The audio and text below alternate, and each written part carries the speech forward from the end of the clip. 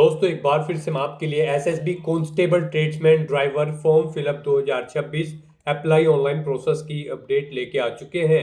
किस तरह से आप एसएसबी कांस्टेबल ट्रेड्समैन ड्राइवर के 827 खाली पदों के लिए अपने फॉर्म अप्लाई कर सकते हो, स्टेप बाय स्टेप कंप्लीट जानकारी आपको इस वीडियो में दी जाएगी। लास्ट डेट ऑनलाइन आवेदन करने की 20 अप्रैल 2026 है, तो आप जल्द से जल्द अपना फॉर्म अप्लाई कर ले। आपके पास सुनहरा और बड़ा अवसर है। फॉर्म अप्लाई करते समय अगर आपके सामने कोई भी टेक्निकल प्रॉब्लम आ रही है तो उसका हल भी आपको इस वीडियो में मिल जाएगा। ऑनलाइन आवेदन करते समय आपको कोई भी ऐसी गलती या फिर मिस्टेक नहीं करनी होगी जिसको करने से आपका फॉर्म भी रिजेक्ट हो सकता है।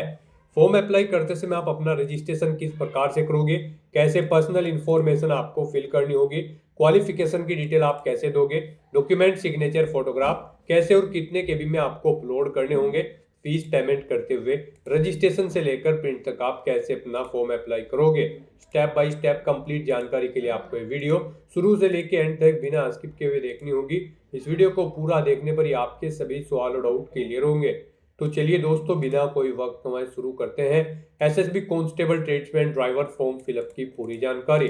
फॉर्म भरने से पहले आपको सबसे पहले हमारी वेबसाइट IND सरकारी नौकरी के इस पेज पर विजिट करना होगा, जिसका लिंक आपको नीचे description plus first comment box में मिल जाएगा।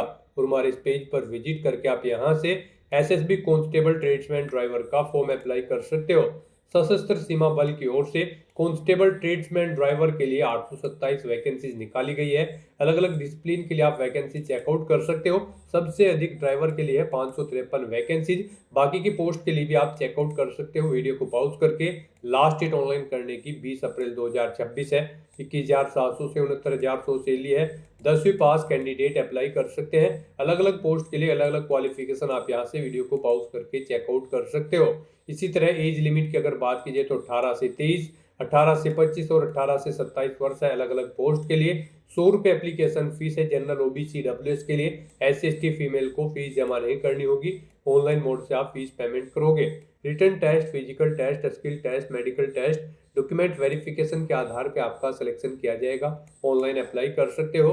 ऑल इंडिया से अप्लाई कर सकते हो। ssb.gov.in इसकी ऑफिशियल वेबसाइट है, जिससे आप फॉर्म फिल कर सकते हो। इंपोर्टेंट लिंक सेक्शन के अंतर्गत ऑफिशियल नोटिफिकेशन PDF लिंक पर क्लिक करके आप इसकी PDF डाउनलोड कर सकते हो। इसमें आपको वैकेंसीज की कंप्लीट इंफॉर्मेशन कैटेगरी वाइज यहाँ पर, पोस्ट वाइज यहाँ पर देखने को मिल जाएगी। उसके बाद में यहाँ पर आपको सैलरी की जानकारी दे दी गई है। एलिजिबिलिटी कंडीशंस की डिटेल यहाँ पर आपको दे दी गई, जैसे कि एज लिमिट, क्वालिफिकेशन आपकी किस पोस्ट के लिए क्या रखी गई है, एज रिलैक्सेशन आप चेकआउट कर सकते हो। साथ ही साथ यहाँ पर फिजिकल क्राइटेरिया की इंफॉर्मेशन आपको यहाँ पर देखने को मिल जाएगी। सिलेक्शन क्राइटेरिया के अंतर्गत एग्जामिनेशन पैटर्न, सिलेबस आपको डिटेल में दिया गया है। हाउ टू अप्लाई का भी कंप्लीट प्रोसीजर आपको यहाँ पर देखने को मिल जाएगा। तो फॉर्म अप्लाई करने से पहले आपको ये ऑफिशियल नोटिफिकेशन की PDF पूरा पढ़ना अनिवार्य है। इसको पूरा पढ़ने से ही आपके सभी सवाल और डाउट क्लियर होंगे।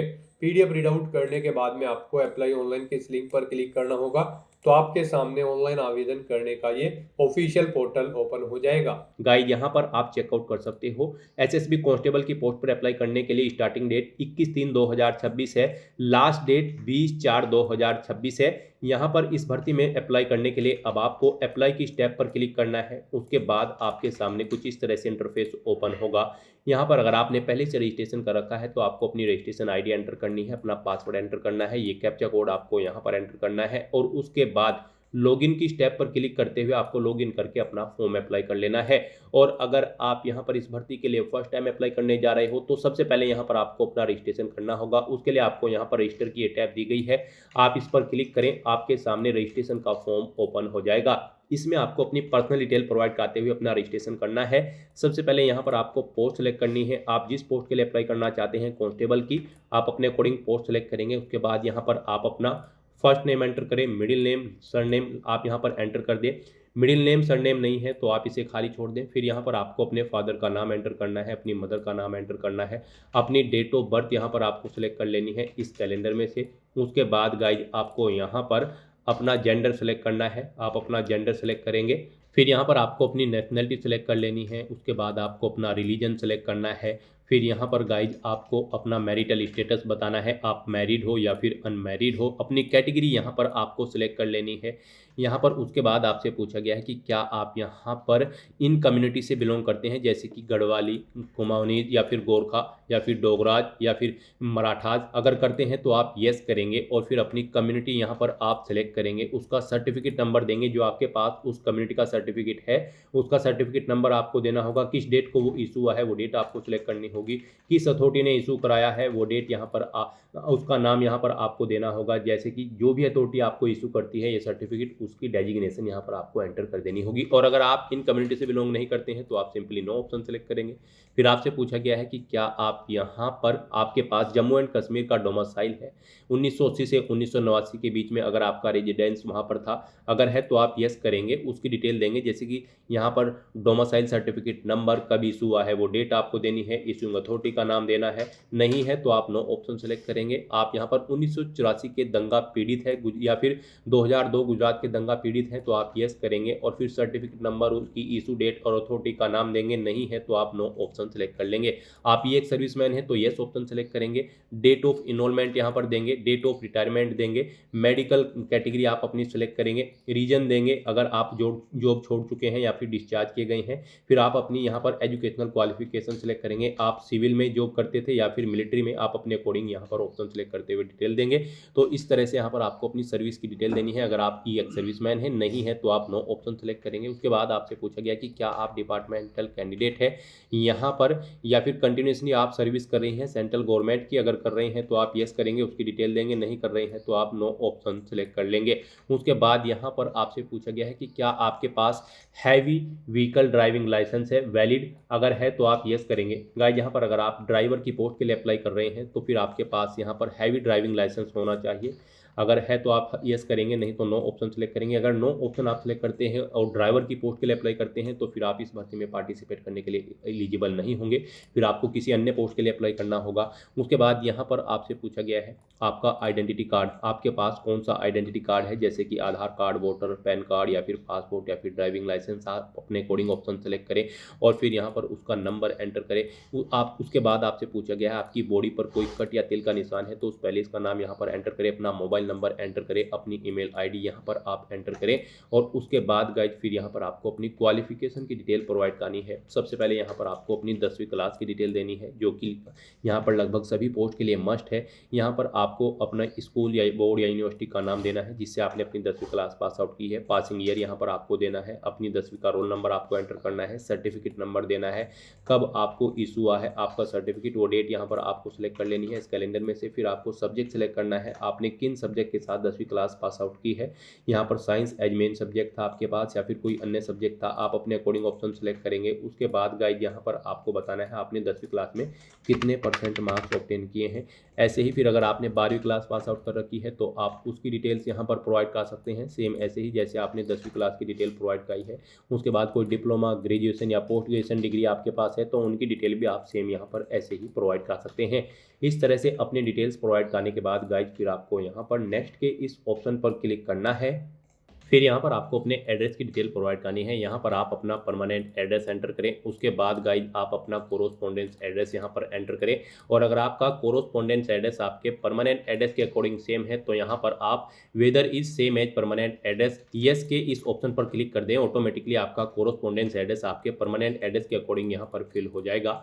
उसके बाद यहाँ पर आपके क्रिमिनल केसेस के रिगार्डिंग आपसे कुछ डिटेल्स पूछी गई है। यहाँ पर आपसे पूछा गया है कि क्या आपको कभी यूपीएससी, एसएससी या फिर किसी एचपीएससी या फिर किसी अन्य रिक्रूटमेंट बोर्ड के एग्जाम में बैठने से रोका गया है।